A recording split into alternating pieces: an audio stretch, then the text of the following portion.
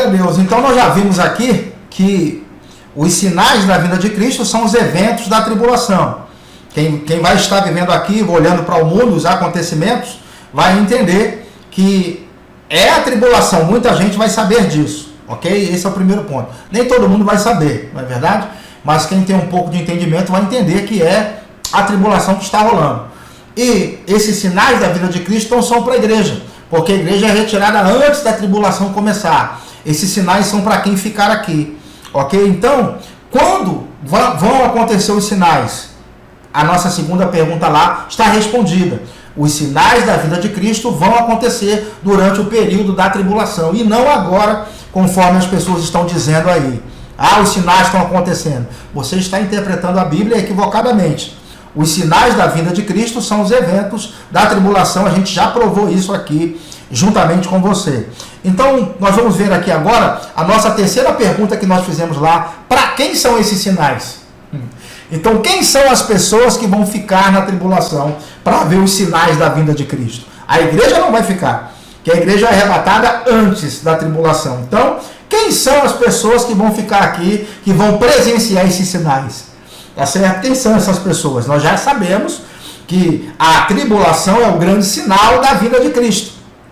Os sinais que vão acontecer durante a tribulação, fome, terremoto, peste, guerra, todas essas coisas são os sinais, tá certo, da vinda de Cristo. E esses sinais nós já sabemos que vão acontecer durante o período da tribulação. Então não vai ser para a gente ver, vai ser para quem ficar. Então, quem são as pessoas que vão estar vendo esses sinais acontecer? Essa é a nossa terceira pergunta. Lembra? Quem são as pessoas que vão ver esses sinais acontecerem? As pessoas que vão ver os sinais acontecendo são as pessoas que estiverem vivendo durante a tribulação. Então, quem são essas pessoas? A gente vai responder essa pergunta identificando o que é o princípio das dores. Por que essa expressão foi usada? Tá certo? Tem muita gente que acha que essa expressão Jesus falou de graça, assim, não, vai o princípio das dores. Ele falou de graça, esses eventos são os princípios das dores. Ele falou de graça. Queridos, uma das coisas que a igreja precisa aprender é valorizar os profetas do Antigo Testamento. Nós nos tornamos igreja, recebemos as cartas, os evangelhos, ok? E nós, os livros históricos, não é? O livro histórico de Atos e também o livro do Apocalipse, a gente recebeu tudo isso e a gente se esqueceu dos profetas do Antigo Testamento.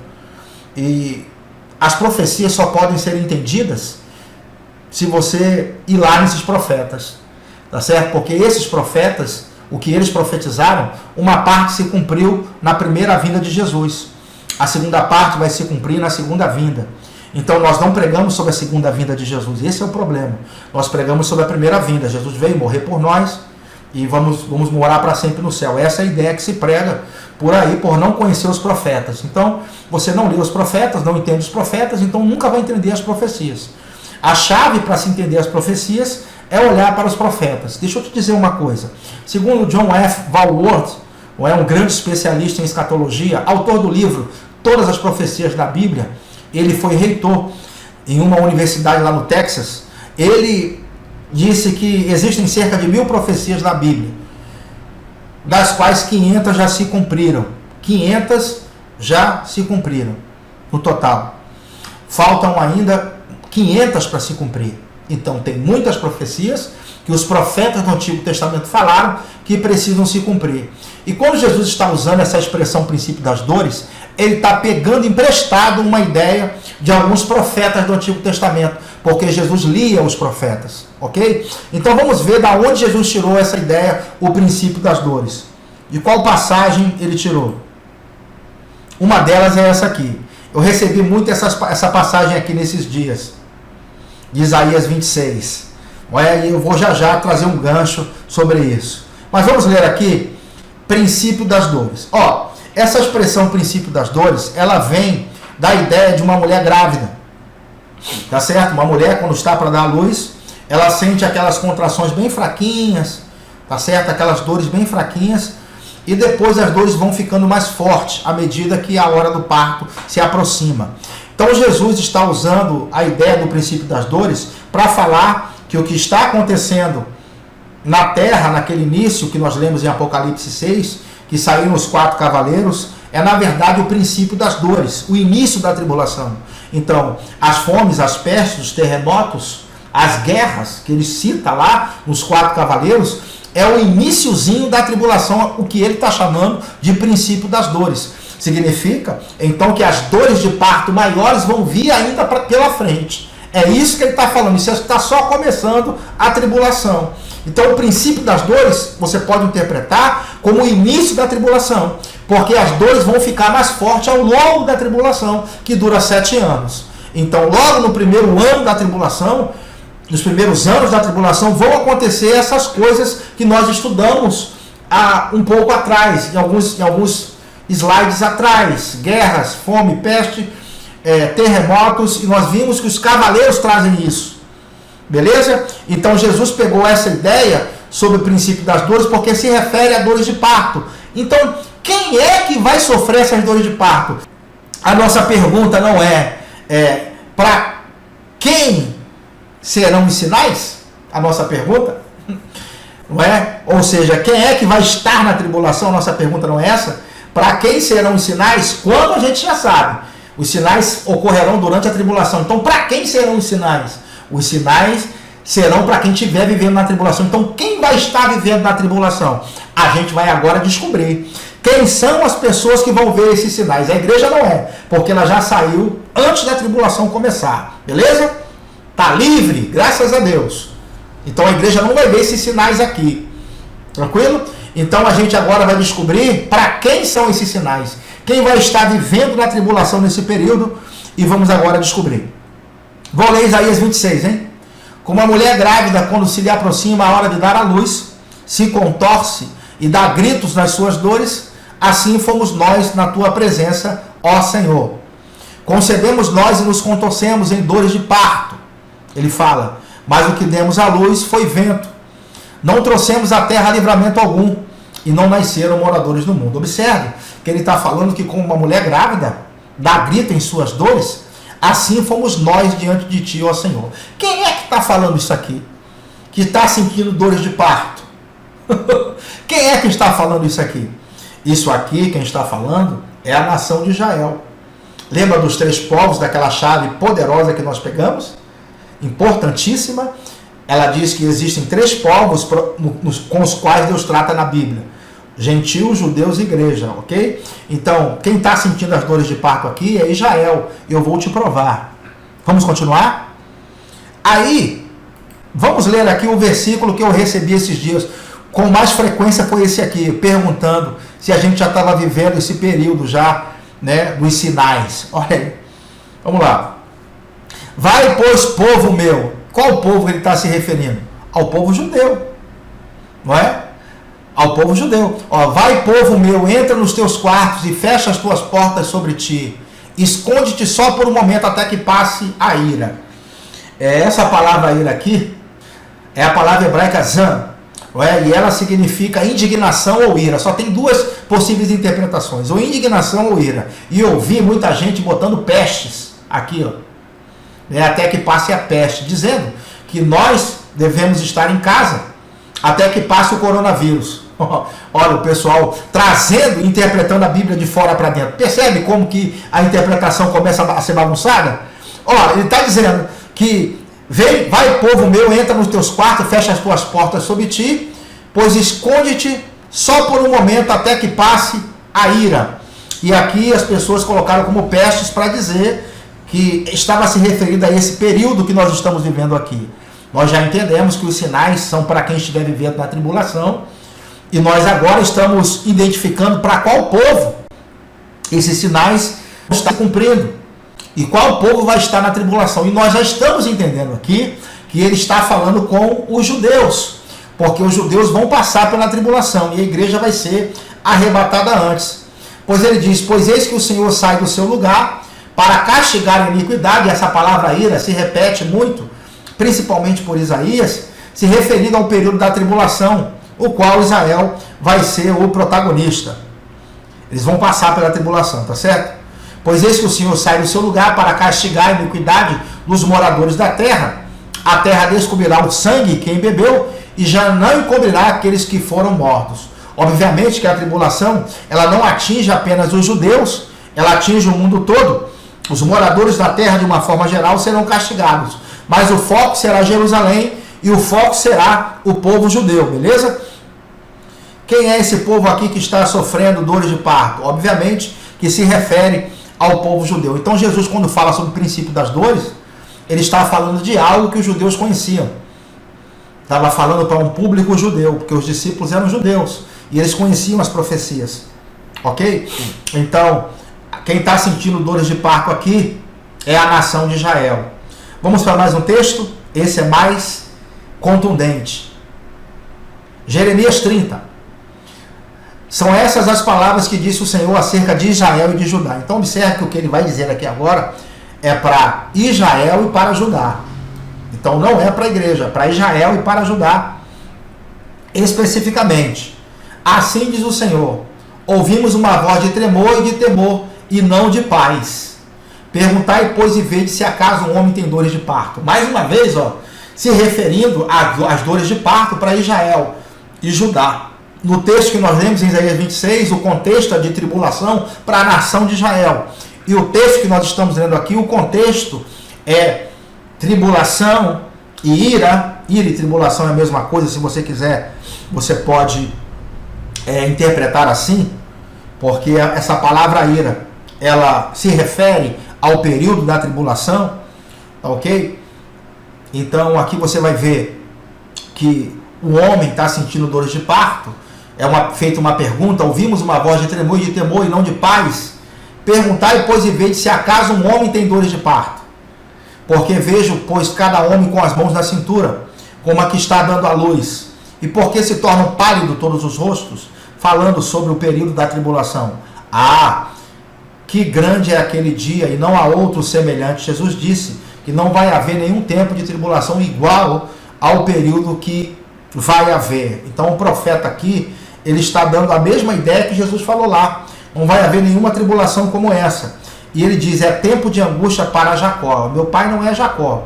Sinceramente, Jacó aqui se refere ao patriarca da nação de Israel. Então, ele, porém, será livre dela. Será livre por quê? Porque apesar de Israel passar pelo período da tribulação, no final da tribulação, Cristo vai socorrer eles, depois que cada um deles se converter. A nação como um todo vai se converter.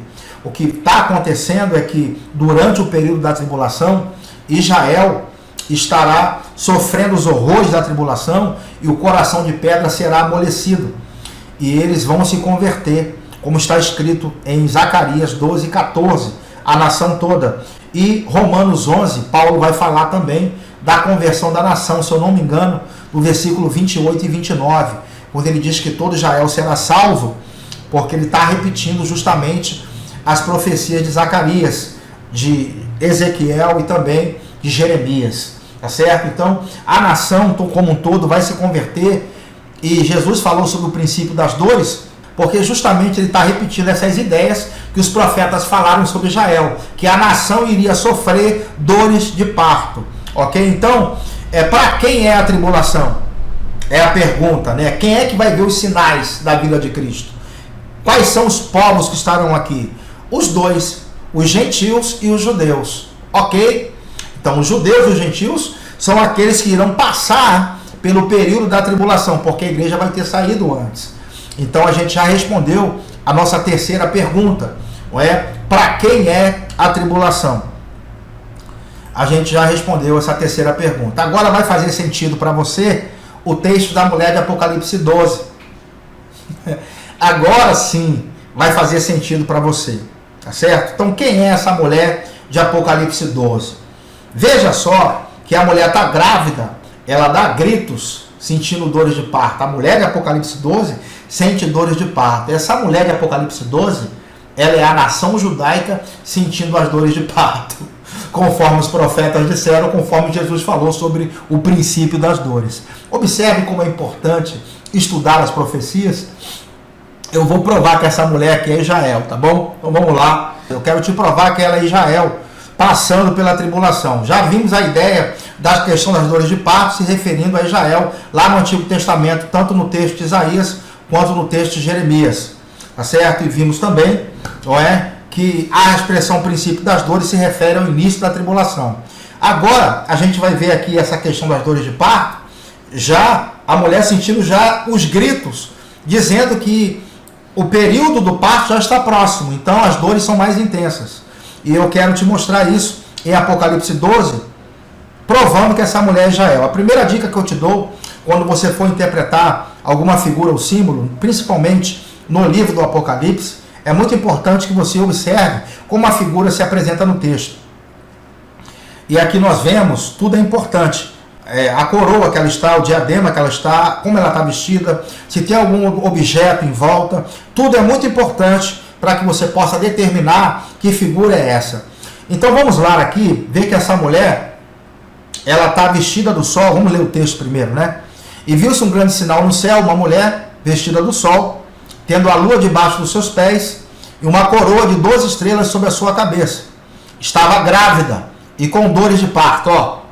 Gritava com ânsias de dar à luz. Se você não conhecer os profetas, você vai interpretar isso aqui errado. Observe que é a mesma ideia. Jesus falou sobre o princípio das dores. Lembra nos profetas que a nação de Israel iria passar pelas dores de parto, e agora nós vimos essa expressão de novo. Agora, aqui o negócio está mais forte, né? Ela está gritando com dores de parto e gritava com ânsias de dar à luz, ou seja, ela estava querendo realmente dar à luz. Estava doida para dar à luz porque estava sofrendo muito. Então essa é a imagem que você tem que ver de Israel. Eles vão estar ansiosos logo para aceitar Jesus, né? Porque o que ela está dando à luz aqui é o reino de Deus. É o reino do Messias. É isso que ela está dando à luz.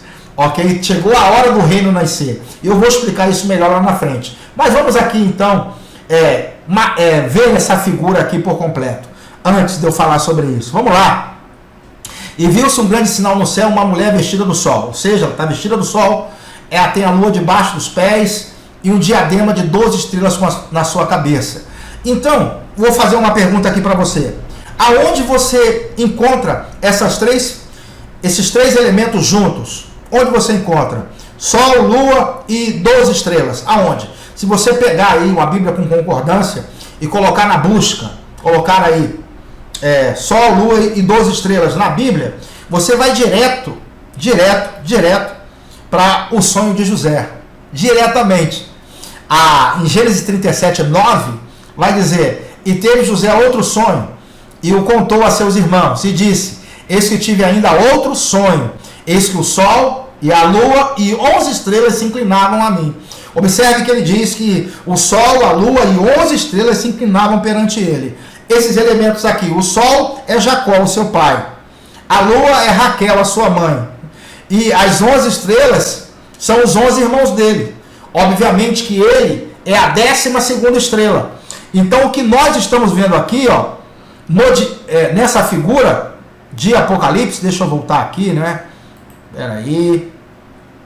O que nós estamos vendo aqui é exatamente a formação da nação judaica. Ali o iniciozinho da formação judaica. O sol, a lua e um diadema de 12 estrelas sobre a cabeça. Então está se referindo àquela passagem que nós lemos. A formação da nação judaica. Então, obviamente que essa mulher aqui é Israel. Mas eu tenho mais provas para te dar. Ok? Além dos textos dos profetas sobre dores de parto, se referindo à nação que nós já lemos, eu acho que são provas suficientes. Mas eu gostaria ainda de ir um pouco mais longe com você. Vamos lá. Vamos lá. A mulher de Apocalipse 12, ela sente dores de parto. E por que o termo mulher? Olha que nada é colocado por acaso, não é? Porque a mulher está sentindo dores de parto. Mulher, esse termo. Mulher. É bem específico. Por que mulher? Obviamente que mulher aqui se refere a Israel, porque Deus nunca tratou a igreja como mulher. Eu digo mulher no relacionamento entre marido e mulher, mulher casada, eu não digo. A igreja é a virgem. Jesus veio buscar uma virgem. E tem muita gente que diz que essa mulher de Apocalipse 12 é a igreja. A mulher está grávida, meu irmão. Deixa eu repetir de novo, ver se cai a ficha. A mulher está grávida e Jesus vem buscar uma virgem. A mulher está grávida, ela teve relacionamento. Entende? Deus nunca tratou a igreja como mulher, no sentido da relação entre marido e mulher. Deus sempre tratou Israel no Antigo Testamento como mulher. Vamos ver isso? É o tratamento, então o termo mulher é o tratamento de Deus com a nação de Israel. E na maioria das vezes, nesse relacionamento, Deus como marido traído. Não é? Traído no sentido de que Israel sempre se voltava para adorar outros deuses. Prostituição na Bíblia se refere a isso. Ok? Quando o povo se voltava para a idolatria, essa era a traição. Tanto é que você pode ler o profeta Oséias, e Deus manda o profeta ir no cabaré pegar uma prostituta, se casar com ela e ter filhos, e quando ele fazia isso, tirava a mulher voltava para a prostituição novamente, e ali era a figura de Oséias sendo Deus, e a mulher sendo Israel, que sempre se prostituía. Então esse termo mulher é muito usado no Antigo Testamento do tratamento de Deus com a nação de Israel, e não com a igreja, como muita gente está querendo aí interpretar. A mulher está grávida, meu irmão. A igreja é uma virgem. Vamos ver aqui, todas essas passagens aqui, Deus trata Israel como mulher. Ó. Você pode anotar aí, paralisar a tela, anotar e ler depois, tá bom? Todas essas passagens aqui, Deus trata Israel como mulher. E eu vou ler só uma passagem aqui para te mostrar isso. Isaías 54, do 5 ao 6. Ó. Porque o teu Criador é o teu marido. Ó, tá vendo? O Senhor dos Exércitos é o seu nome. O Santo de Israel, ó, é o teu Redentor, que é chamado o Deus de toda a terra. Tá vendo como Deus se apresenta para Israel como marido? E ele diz, porque o Senhor te chamou como uma mulher, ó, desamparada e triste de espírito, como uma mulher da mocidade que fora desprezada, diz o teu Deus. Então Deus sempre, no Antigo Testamento, tratou Israel como mulher. Por isso que a mulher está grávida, porque do relacionamento de Israel com Deus nasceu o Messias. Por isso que a mulher está grávida, porque ela está dando a luz ao varão que há de reger todas as nações. Do relacionamento da mulher com Deus nasceu o Messias. Ou seja, do relacionamento de Israel com Deus, desse relacionamento, veio o Messias. Você pode ler depois Romanos 9, e ali ele vai mostrar para você a descendência, dizendo que de Israel, dos patriarcas, descende o Cristo. Entende? Então, foi a mulher, Israel no caso, é Israel que vai dar a luz ao Messias. Tá certo? Na verdade já deu, mas está dando a luz ao reino. Essas dores de parto que ela está sentindo é para dar a luz ao reino que precisa nascer. E aqui tem uma analogia interessante. Por que ele está usando essa expressão dores de parto? Preste bastante atenção agora.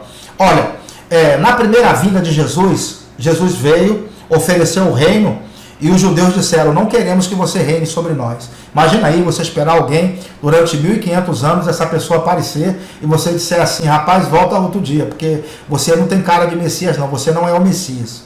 Então Jesus era o Messias, e eles disseram, não queremos que você reine sobre nós. Certo? Mas ele precisa reinar, porque os profetas disseram que ele vai reinar. São dezenas de profecias, não dá tempo de eu te mostrar aqui, tá bom?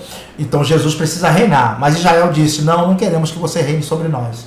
E ele precisa reinar a partir de Jerusalém.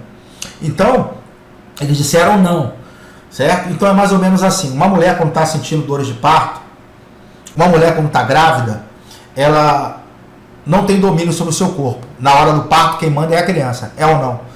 A mulher tem que parar a sua vida, tem que parar tudo, porque a criança precisa nascer. É assim que acontece. Quem está dando as cartas é a criança. A criança precisa sair, tudo para. A mulher sente dores. Se não der a luz, vai morrer. É ou não é? Então, o que acontece é que na primeira vinda eles disseram, olha, nós não queremos que você reine sobre nós, não. Na segunda vinda de Jesus agora, a mulher, ela não tem opção. Ou seja, Israel não tem opção.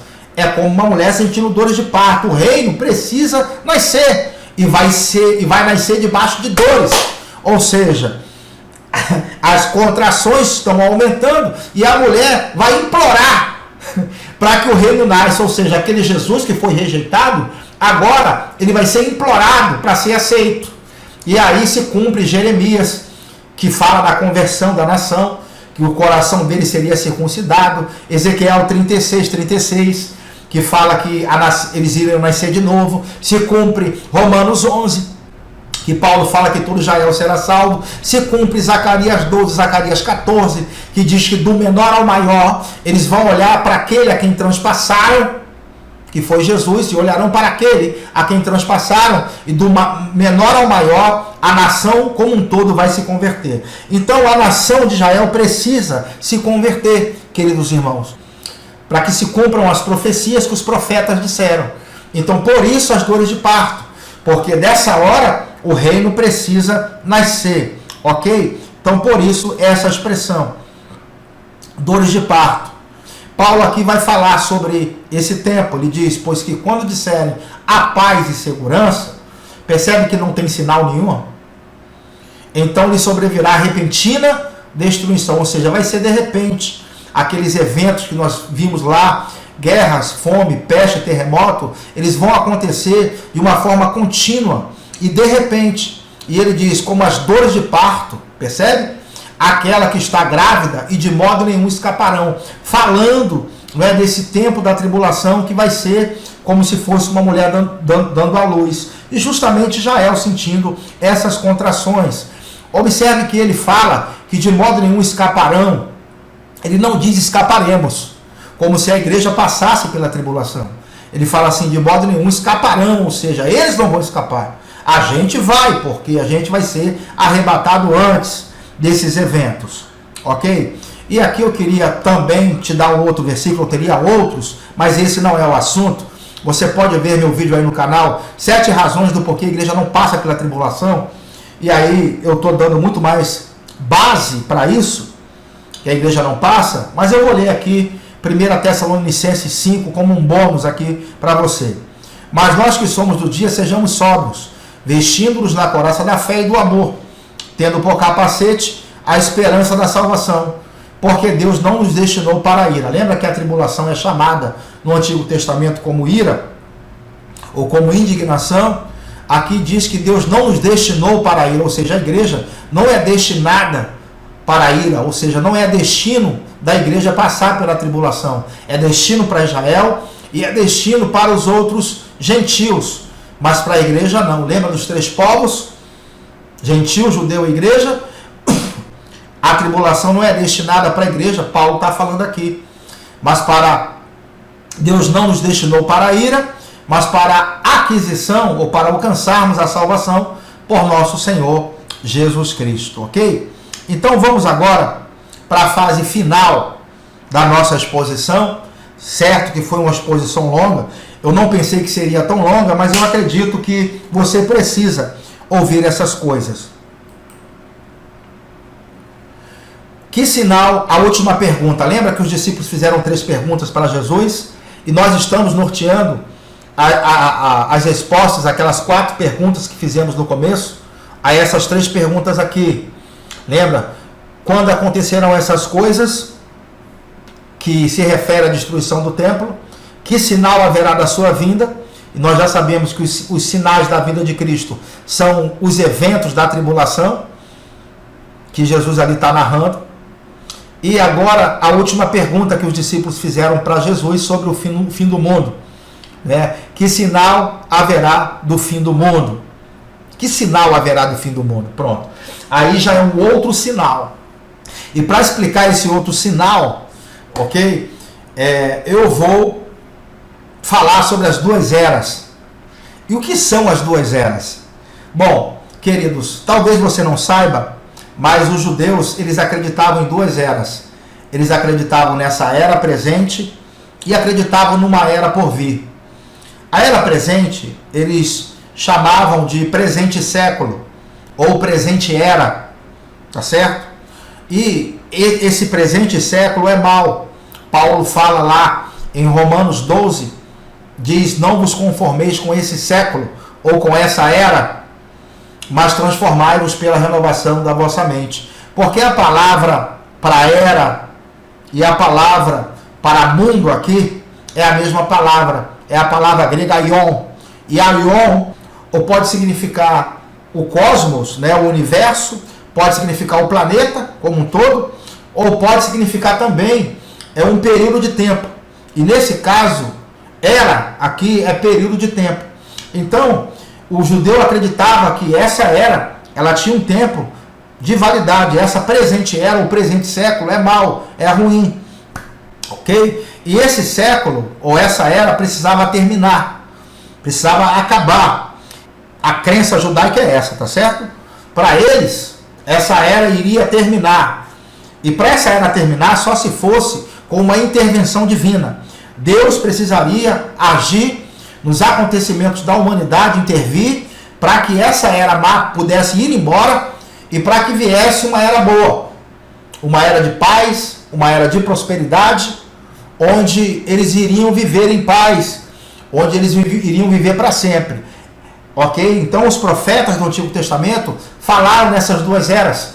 Você pode ler Isaías 66, Isaías 65, vai falar nessa questão de outra era. Lá fala sobre novos céus e nova terra, justamente falando dessa outra era. Então, para essa era presente ir embora, só se fosse com uma intervenção divina. E depois que Deus intervisse, viria uma outra era. Só que tem o seguinte, entre essa era presente que nós vivemos, que não é boa, para a era que eles aguardavam que seria a era de ouro, uma era de paz, de tranquilidade, onde eles iriam viver em prosperidade eterna sob o governo do Messias, para essa era chegar, entre uma era e outra, teria um intervalo. E esse intervalo nós conhecemos como tribulação. Então, antes dessa era ir embora, o mundo iria piorar muito. As coisas iriam piorar e muito, ok? Seria um período de tempo curto, de 7 anos, tá certo? Onde as coisas iriam ficar muito ruins. Entende bem? Onde as coisas iriam piorar muito. O mundo iria de mal a pior durante esse período. E nós conhecemos esse intervalo como tribulação. É conhecido como tribulação. Então, será que na Bíblia nós vamos ver essa mesma visão, já que os crentes da Antiga Aliança tinham essa visão, os profetas falaram nisso? Será que os escritores do Novo Testamento eles tinham essa mesma visão de duas eras? Então vamos lá te ensinar isso. Eu acho esse estudo muito importante para o teu aprendizado aqui. Eles viam duas eras. Vamos ver aqui, Hebreus 6, do 4 ao 6. É impossível, pois, que aqueles que uma vez foram iluminados e provaram o dom celestial e se tornaram participantes do Espírito Santo e provaram a boa palavra de Deus e os poderes da era vindoura. Observe que ele está falando de uma era vindoura e que nós hoje como igreja experimentamos um pouco desse poder, tá certo? Da era vindoura, e caíram. Sim, é impossível outra vez renová-los para arrependimento. Então ele está falando aqui de uma era vindoura. E a Bíblia também fala sobre este século, este presente século, essa presente era, em várias passagens, como eu citei aqui, Romanos 12. Eu teria muitos textos para te mostrar. É que nós já estamos aqui, já esgotando o nosso tempo, não é? O assunto está muito longo. Mas vamos ver aqui outra passagem que fala sobre os séculos vindouros, ou sobre a era vindoura. Efésios 2,7 diz, para mostrar nos séculos vindouros as abundantes riquezas da sua graça, pela sua benignidade para conosco em Cristo Jesus. Olha que ele fala aqui sobre séculos vindouros. A palavra é aion, a mesma palavra para mundo, a mesma palavra para eras, não é? A mesma palavra para séculos. Aion, ou seja, a era vindoura, ou séculos vindouros, ou mundo vindouro, tanto faz. Ok? Então, observe que os escritores do Novo Testamento, eles repetem essa mesma ideia de duas eras. Eles sabem que existe essa era ruim e má, ela vai passar e virá uma era melhor. Agora, entre uma era e outra, existe um período que nós conhecemos de sofrimento, em que a humanidade vai experimentar o pior momento da sua história. Será que outro escritor do Novo Testamento traz também essa visão dessa piora e fala da era vindoura, de um tempo novo? Tem um outro escritor que mostra isso. 2 de Pedro 3,10 diz, mas o dia do Senhor virá como ladrão, de noite. Dia do Senhor fala do período da tribulação. O dia do Senhor é um outro nome dado ao período da tribulação. Dia da ira, dia do Senhor. Ok? Então é a mesma coisa. O dia do Senhor virá como ladrão de noite. no qual os céus passarão com grande estrondo, e os elementos ardendo se desfarão, e a terra e as obras que nela há se queimarão. Falando da tribulação, né? Havendo, pois, de perecer todas essas coisas, que pessoas vós convém ser em santo trato e piedade, aguardando e apressando-vos para a vinda do dia de Deus, em que os céus em fogo se desfarão e os elementos ardendo se fundirão. Ele falando da tribulação, ó. Mas nós, segundo a sua promessa, aguardamos o quê?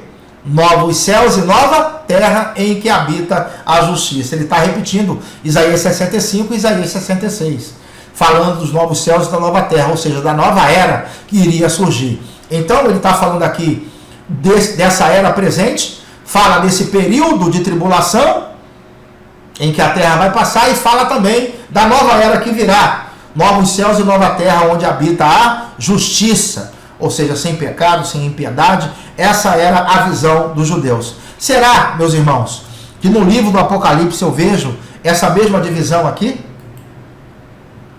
Será que eu vejo isso? Essa divisão das eras? Cara, eu vejo tão perfeitamente. Eu quero te mostrar que João também tinha essa visão das eras. Tudo isso para eu responder a pergunta, né, que os discípulos fizeram: que sinal haverá no fim do mundo? Ou da passagem da era, dessa era para uma nova era. Então vamos lá, Apocalipse vai mostrar para nós essa mesma divisão, e é lindo ver. Vamos ver aqui, ó, Apocalipse do 1 ao 5 fala da era presente, dessa presente era. Apocalipse do 6 ao 18, eu dividi o livro para você lá atrás, fala dos eventos da tribulação, né, desse intervalo de tempo que viria, em que o mundo iria piorar muito antes dessa era começar. E a tribulação já é uma intervenção divina, a gente sabe disso. Deus intervindo nos acontecimentos do mundo é justamente para julgar o mundo com justiça. Mas no final da tribulação existe uma outra intervenção divina, que é a segunda vinda de Cristo. Esse evento que vai acontecer no final da tribulação. A gente vai ler e voltar para Mateus 24 já, tá certo? Então a gente vê aqui que o final da tribulação é essa intervenção final de Deus na história, e essa intervenção definitiva, ok? Deus estará intervindo na história no final da tribulação com a segunda vinda de Cristo. Olha que os eventos da tribulação vão estar rolando, o anticristo governando no mundo, Cristo volta para destruir o anticristo, prender Satanás e iniciar um novo tempo, uma nova era, que a gente vai ver se cumprindo aqui no capítulo 20, que é a preparação justamente para a era vindoura. O milênio, na verdade, é um ensaio do que será a eternidade, ou a era vindoura que se cumpre em Apocalipse, no capítulo 21 e 22.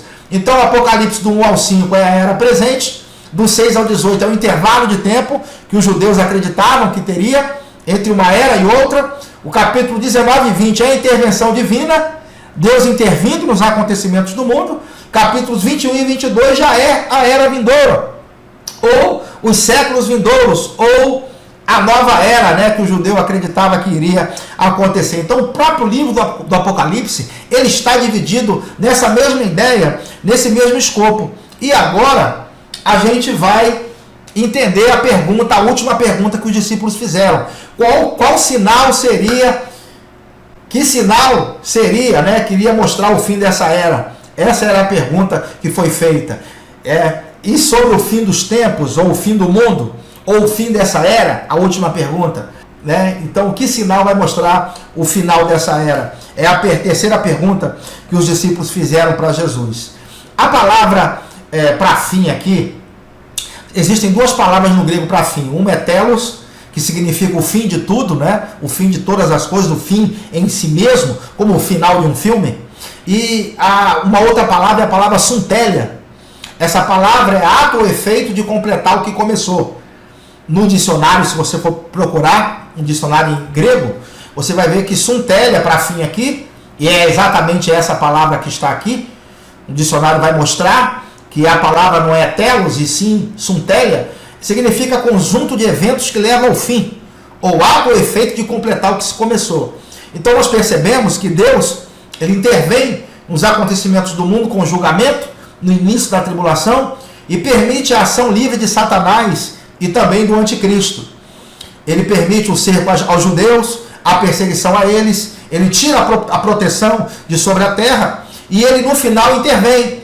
E a palavra suntélia aqui, ela cai certinho, né, nessa interpretação, porque o sinal, o grande sinal do fim dessa era, ou do final do mundo, do final das coisas, do início de uma nova era, está por vir. O evento que marca isso, o evento é a segunda vinda de Jesus.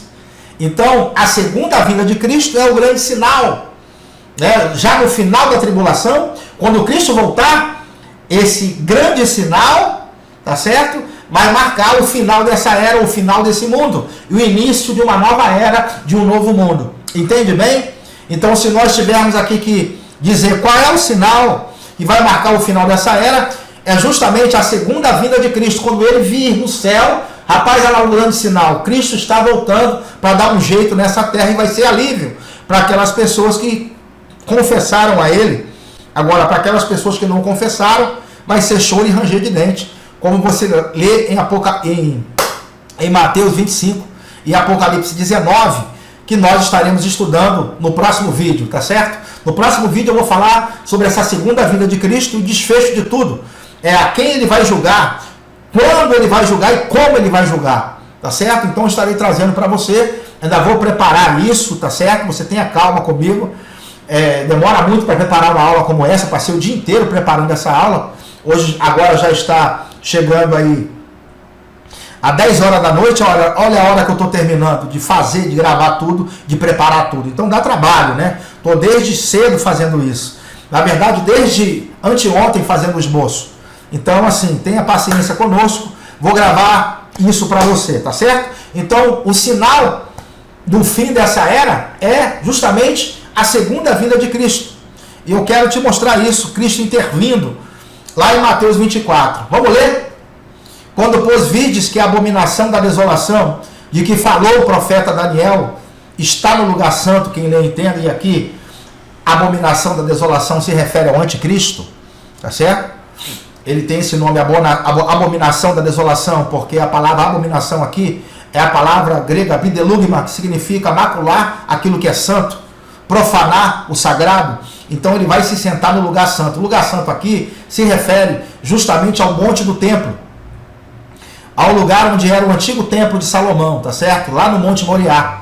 Parece que o templo vai ser reconstruído e o anticristo vai se assentar nele. Tranquilo? Os judeus já estão sendo treinados na questão do sacrifício de animais, porque eles vão reconstruir o templo, e isso precisa acontecer, porque durante esse período aqui da tribulação, que é a última metade que Jesus está narrando, o templo precisa estar de pé. A primeira metade da tribulação é o que ele chama de princípio das dores, aqueles terremotos, guerras, fomes e pestes que nós vimos antes, tá certo? E aqui já é a segunda metade da tribulação, porque a tribulação está dividida em duas partes. Primeira parte, 3 anos e meio. Segunda parte, 3 anos e meio. Esses últimos 3 anos e meio aqui é o período onde a tribulação vai estar mais intensa, vai ser pior. Onde o anticristo estará indo exterminar os judeus, onde as dores de parto serão maiores. Tá certo? Por isso que a mulher é perseguida lá no capítulo 12 de Apocalipse, grávida, e sente dores de parto, tá certo? Então os que estiverem na Judéia fujam para os montes. Percebe que é uma perseguição em Jerusalém? Judéia, tá vendo? Templo, lugar santo. É uma perseguição para os judeus. Por isso que nós não temos nada a ver com isso aqui, tá certo? Não fique procurando sinais, porque os sinais da tribulação são para quem estiver aqui, e é o povo judeu e os demais, menos a igreja. Então os que estiverem na Judéia fujam para os montes. Quem estiver no campo não volte atrás a buscar as suas vestes, mas aí as grávidas e das que amamentarem naqueles dias, e orarem para que a vossa fuga não aconteça no inverno nem no sábado. Por que ele fala aqui das grávidas? Porque fica difícil fugir, né? Se você estiver grávida ou amamentando com criança, fica difícil fugir. E ele fala sobre a fuga não ser no inverno. Existem lugares em Israel que neva, isso pode dificultar a fuga. E por que ele fala no sábado? Ele está falando no sábado aqui justamente porque a perseguição é para o judeu. Nós não guardamos o sábado, irmãos. Pelo menos não deveríamos guardar, não é? Sábado aqui se refere especificamente para os judeus, eles que guardam sábado, a gente não guarda sábado. Então já mostra que isso aqui é para o povo judeu, um recado para eles. Vamos continuar? Porque haverá então tão grande tribulação como nunca houve desde o princípio do mundo e até agora nem tão pouco há de haver. E se aqueles dias não fossem abreviados, nenhuma carne se salvaria, mas por causa dos escolhidos serão abreviados aqueles dias. Então se alguém vos disser, este o Cristo está aqui ou ali, não lhes deis crédito. Por que ele está falando aqui sobre os dias serem abreviados? Ele está falando que se os dias não fossem abreviados, ninguém se salvaria. Muita gente hoje diz, Deus está abreviando o tempo, Deus está abreviando os dias. Isso é uma inverdade, irmãos. O dia continua tendo 24 horas. É porque as pessoas estão intertidas, estão na internet. As pessoas estão na internet, as pessoas acordam tarde, acorda 5 horas para tu ver que nem um trabalhador rural, ou as pessoas que levantam cedo para tu ver se o dia vai passar rápido. Fica em casa, dorme até meio-dia, rapidinho, o dia passa. Mas acorda cedo para tu ver. Então os dias abreviados aqui se refere justamente ao período da tribulação, que tem um tempo certo de durar. A tribulação dura 7 anos. O período foi abreviado em 7 anos, porque se passasse um pouco, ninguém se salvaria. O anticristo mataria todo mundo. E as catástrofes também. Então, não restaria homem vivo, ninguém vivo. É isso que ele está querendo dizer aqui. Então, se alguém vos disser, eis que o Cristo está aqui ou ali, não lhes deis crédito. Então, observe que isso aqui não é para a igreja, porque a igreja já encontrou Jesus. Essas pessoas que estão na tribulação estão procurando Jesus ainda. Nós já encontramos, amados. Olha que eles procuram Jesus, eis que o Cristo está aqui ou ali. Não lhes deis crédito. Eles estarão procurando Jesus, estarão procurando solução. A igreja já terá sido arrebatada. Quem está vivendo aqui está procurando solução, está procurando Jesus. Porque surgirão falsos cristos e falsos profetas e farão tão grandes sinais e prodígios que, se possível fora, enganariam até os escolhidos. Escolhidos aqui são os judeus e os convertidos da tribulação.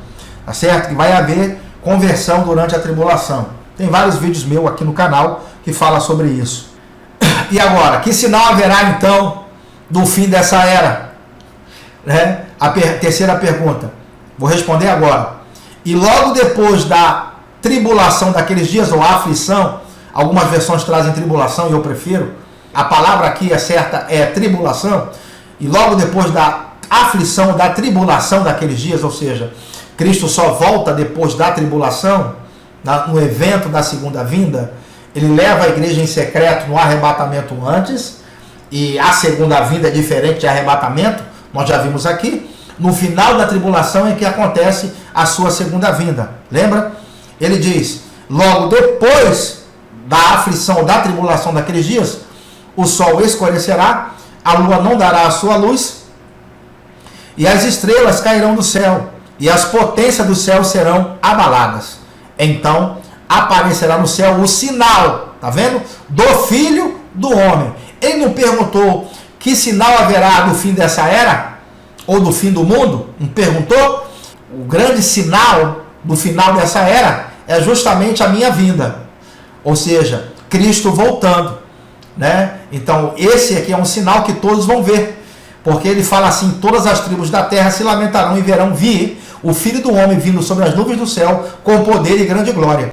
Lembra que o judeu acreditava que essa era má e ruim, precisava terminar. Para ela terminar tinha que haver tribulação, e não é isso que nós estamos vendo aqui. E no final dessa era Deus iria intervir? Pois está certo. A vinda de Cristo aqui, esse evento, é a intervenção divina nos acontecimentos, terminando essa era para começar outra. Então o sinal, o grande sinal do final dessa era é justamente o que? A segunda vinda de Cristo, quando ele vier nos céus. E diz que ele enviará os seus anjos com rijo, clangor de trombeta, os quais ajuntarão os seus escolhidos, ou seja, quem sobreviveu à tribulação e se converteu, desde os 4 ventos, de uma a outra extremidade dos céus. Tá certo? Então, aqui são os que se converteram. Vai ter gente que vai se converter durante a tribulação, judeus e gentios, ok? Eles se convertem, e esses são os escolhidos que estarão ajuntados, serão ajuntados para que eles possam ser então julgados, tá certo? Quem sobreviveu à tribulação, que não se converteu, vai também passar por julgamento. E no nosso próximo vídeo eu vou falar sobre esse julgamento. É Mateus 25, que é a continuação disso aqui, não é? Eu vou falar sobre esse tipo de julgamento, como vai acontecer, quem vai ser julgado, quem vai ser liberado, quem não vai. Então, assim, tem muita coisa boa para a gente ver, queridos. Mas eu quero recapitular aqui com você, então, as perguntas. Primeira pergunta, Jesus falou sobre os sinais que antecederiam a sua vinda? Sim, ele falou. Quando aconteceriam esses sinais? Nós vimos que é durante o período da tribulação. Então, a gente não vai ver esses sinais. Então, não adianta procurar. Quem estiver vivendo aqui vai ver as guerras, rumores de guerras, terremotos, em vários lugares, não é coisas isoladas como esse coronavírus, que nem as pessoas estão desesperadas aí, pensando que já está se cumprindo, e não é. As coisas vão se cumprir. Os sinais vão serem vistos por quem estiver vivendo na tribulação, então não cometa esse erro de pensar que nós é que vamos ver os sinais, é para quem estiver vivendo aqui. Depois, para quem são os sinais, ou seja, vai se cumprir para quem? Quem são as pessoas que vão ver esses sinais? Os judeus que estarão aqui vão ver esses sinais durante a tribulação, e também os gentios, o restante do povo do mundo, que não foi arrebatado, claro, vai contemplar esses sinais que são os eventos da tribulação, que é o grande sinal da vinda de Cristo. Então, os sinais da vinda de Cristo são os eventos da tribulação, nós já vimos aqui. Tá certo? E a última pergunta, o que é o princípio das dores? E nós já vimos que o princípio das dores é uma expressão para falar que está começando a tribulação. Tá certo? Então o início da tribulação é chamado de princípio das dores. E quem vai sofrer com as dores? Justamente quem estiver vivendo aqui, judeus e gentios. Tá certo? A igreja vai ser tomada antes. Então os sinais, esses sinais, não é para a gente ver, é para quem estiver vivendo aqui. Eu espero que você tenha gostado dessa aula. Se inscreve aí no seu canal, se você gostou do vídeo. Dá o seu like, compartilha, é importante, não é? Dá um trabalho produzir um conteúdo como esse. E se você nos ajudar compartilhando e se inscrevendo, será muito bom, tá certo? Já será uma ajuda e tanto se você fizer isso, beleza? Então, no próximo vídeo aí eu vou falar sobre a segunda vinda de Jesus, não é? Sobre os julgamentos que vão acontecer logo após a sua segunda vinda. E tem mais muita coisa boa para a gente ver. Tá bom, pessoal? Então, um grande abraço. Fiquem na paz. Andem no Espírito. Vivam em amor. Shalom.